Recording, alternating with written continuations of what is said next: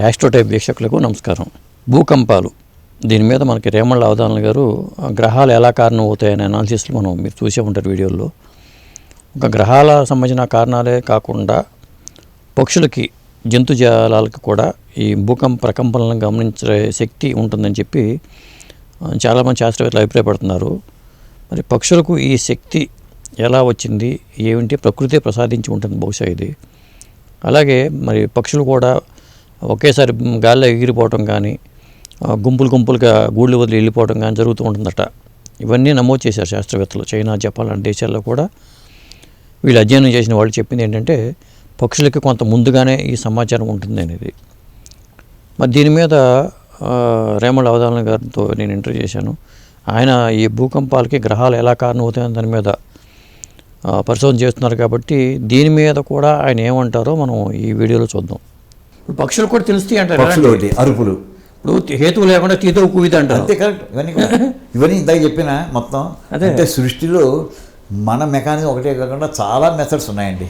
పక్షులు నేల మీద ఉండి కాదు, పైన ఉండేవే. అవును, ఏంటండి అవి అరుస్తుందని దానికి ఎలాగా కొన్ని నేల మీద ఉండి జంతువులు అయితే అక్కడ వాటికి మనం సెన్స్ చేయగలిగిందని సెన్స్ చేస్తుంది అనుకోవచ్చు. ఆకాశం ఉండేది అది కూడా వాటి అతీంద్రియ జ్ఞానం ఉందండి. అంటే ఈ మనకున్న సెన్సెస్ కంటే హయ్యర్ లెవెల్ దానికి క్యాప్టివేటింగ్ డేటా కలెక్ట్ చేసేటువంటి టెక్నిక్స్ ఏదైనా ఉన్నాయి వాటికి. ఆ సెన్సెస్ ఉన్నాయి. ఉదాహరణకి ఇది మనం అంటే పక్షుల్లో మాట వచ్చింది కనుక రామాయణంలో ఉదాహరణ తీసుకోండి. సీత లంకలో ఉందని ఎవరు చెప్పారు? మొట్టమొదట సంపాతి చెప్పింది. అవును, లేకపోతే వీళ్ళందరూ వీళ్ళంతా కూడా ప్రాయోపవేశం చేద్దామని ఆత్మహత్య చేసుకుని వరుస లైన్లు కట్టేసి కూర్చున్నారు కదండి. అవును, చేసుకుంటూ మనం ప్రాణాలు ఎలాగో వెళ్ళామంటే టైం 1 month టైం ఇస్తే 2 months క్రాస్ అయిపోయాం, దాటైపోయాం. విడితే గురుడు చంపేస్తాడు అన్నీ. అక్కడే ప్రాణం పోయిపోతే ఇక్కడే ప్రాణం వదిలేద్దాం. ఆ ప్రాణం వదిలేసి ఉత్తగా ప్రాణాలు వదిలే ముక్కు ప్రాణం వదిలేయడం, రామకథ చెప్పుకుంటూ ప్రాణం వదిలేద్దాం అని అనుకుంటూ ఉండగా రావణాసుడు వచ్చాడు, వాడిని జటాయు ఎదిరించాడు. అనేప్పుడు ఈ పక్షి వీళ్ళని తిందామని వస్తుంది సంపాది. ఎవడరా నా తమ్ముడి పేరు చెప్తున్నారంటూ దగ్గరికి వచ్చేవాడికి ఇక అంగదుడు వాడు హనుమంతుడు వీళ్ళంతా చేసి ఇలా జటాయు గురించి చెప్పారు వాళ్ళు. అరే నాకు అంతా ఆత్మ బంధువులతో నేను మిమ్మల్ని తినేద్దామని వచ్చాను అసలు అని అంటూ అప్పుడు వీళ్ళు అడుగుతారు, సీత నాకు కనిపిస్తుంది, సీత కనిపిస్తుంది అంటాడు సంపాతి. ఓకే, నాకు అక్కడ లంకలో కనిపిస్తుంది సీత, మీరు అక్కడికి వెళ్ళండి, మీరు చూసుకోండి, ప్రాణం వదిలిపెట్టుకోవడం ఏంటి అన్నాడు. అతను అంత ముందర రెక్కలు పోయాయి, సూర్యుడి కాంతి కాలిపోయాయి, ఇప్పుడు రెక్కలు వచ్చాయి. ఆ శాప విమోచన ఏంటంటే రామదూతలు ఎప్పుడు కలుస్తారో సంపాతికి రెక్కలు అప్పుడు వస్తాయని. ఓకే, అంటే ఈ మాట చెప్పేసి అది విడిపోయింది. అప్పుడు తెలిసింది హనుమంతుడికి వెళ్ళి మన లంకకి వెళ్ళాలన్నమాట అని. అక్కడి నుంచి బయలుదేరి మళ్ళీ నియరెస్ట్ పర్వతం ఇది మహేంద్ర పర్వతానికి వచ్చారు. అక్కడి నుంచి హనుమంతుడు వెళ్ళాడు. ఈ కథ అంటే వాటికి అక్కడ చెప్తాడని వర్ణిస్తాడు వాల్మీకి రామాయణంలో. వీటికి 100 యోజనాల దూరంలో ఉన్న వస్తువులు క్లియర్గా కనిపిస్తుంటాయండి. ఓకే, 100 యోజనాల దూరంలోవి ఒకటి. రెండోది ఇంకోటి ఏంటంటే అంటే మనకి అది ఈవేళ కూడా ఫ్యాక్ట్ అది. రెండోది వాటికి భవిష్యత్తు కూడా తెలుస్తుంది అండి. ఓకే, భవిష్యత్తు టైం సెన్స్ ఉంది అండి వాటికి. జటాయు టైం సెన్స్ గురించి రామాయణంలో ఉంది ఉదాహరణ. ఓకే, టైం సెన్స్ ఎలాగంటే రావణాసుడు సీతాదేవిని ఎత్తుకుపోతుంటే జటాయు అడ్డపడ్డాడు. ఏమండి వాడు గోడతో రెక్కేసాడు, రథం విరక్కొట్టేశాడు. ఇంకా వాడు ఏం చేశాడంటే కత్తించుకొని 2 రెక్కలు కొట్టేశాడు, కింద పడిపోయిందండి. అది అందరికి తెలిసిన కదే, కొత్త కథ ఏం కాదు. ఇంతట్లో రాముడు లక్ష్మణుడు వెతుక్కుంటూ ఇక్కడికి వచ్చేవాడికి రక్తంతో ఓడిపోయి రెక్కలు లేకుండా ఉన్నటువంటి పక్షిని ఎప్పుడు చూడలేదు వాడు. వాళ్ళ మొదటి జటాయు తెలుసును, వచ్చినప్పుడే ఇంట్రడక్షన్ అయిపోయింది వాళ్ళకి. కానీ ఇప్పుడు ఈ చూసి వీడియో రాక్షసులేమో అనుకున్నారు వాడు. చంపబోతుంటే రామా నేను జటాయుని అని చెప్పేవాడికి ఇలా ఉన్నావు ఏంటంటే ఇలాగ రావణాసుడు వచ్చాడు, సీత ఎత్తుకుపోతుంది నేను చూశాను అని చెబుతూ ఒక మాట అంటుందండి. టైం సెన్స్ అన్నాను చూసారా, రామా నువ్వేం కంగారు పడకయ్యా, మీ ఆవిడ నీకు దక్కుతుంది. ఓకే, ఎలాగంటే రావణాసుడు సీతాదేవిని అపహరించిన టైం నేను గుర్తించాను. దాన్ని ఆ ముహూర్తం పేరు వింద అనేటటువంటి ముహూర్తం పేరు. ముహూర్తాలు కూడా పేరు పెట్టి వారాలకు ఎలా పేరు పెట్టినామో ముహూర్తాలు కూడా పేర్లు ఉన్నాయండి. ఓకే, ఈ వింద అనేటటువంటి ముహూర్తం ఆ ముందు ఆ టైంలోకి ఎవరైనా దొంగతనం చేస్తే ఆ దొంగతనం చేయబడిన వస్తువు అసలు యజమానికి చేరుతుందయ్యా. ఓకే, ఇది శాస్త్రంలో ఉంది. అంచేత ఆ టైంలో వాడు ఎత్తుకెళ్ళాడు.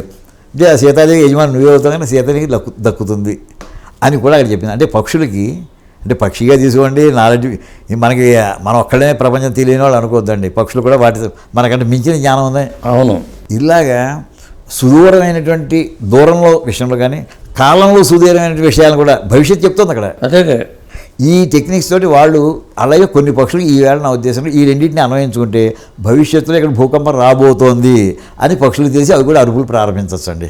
ఓకే, అన్వయించుకోవచ్చు మనం. డేటా ఉంది కదా కదా, ఈ రెండు అన్డిస్ప్యూటబుల్ డేటా ఇవి మనకి ఇందులో రామాయణంలో వచ్చినవి. వీడియో చూశారు కదా. ఇంకొక విషయం ఏంటంటే ఒక రేమళ్ళ అవధానం గారు చెప్పినట్టు ఆ కారణాలే కాకుండా ఇంకా రకరకాల కారణాలు భూకంప ప్రకంపనలకి కారణాలు ఉంటూ ఉంటాయి. ప్రధానంగా మనం గమనించింది ఏంటంటే దీంట్లో అంటే భూకంపానికి ముందు భూమిలో వచ్చే సూక్ష్మ ప్రకంపనల్ని మనకి ఆ గమనించే శక్తి మనుషులకు లేదు అని చెప్తూ ఉంటారు.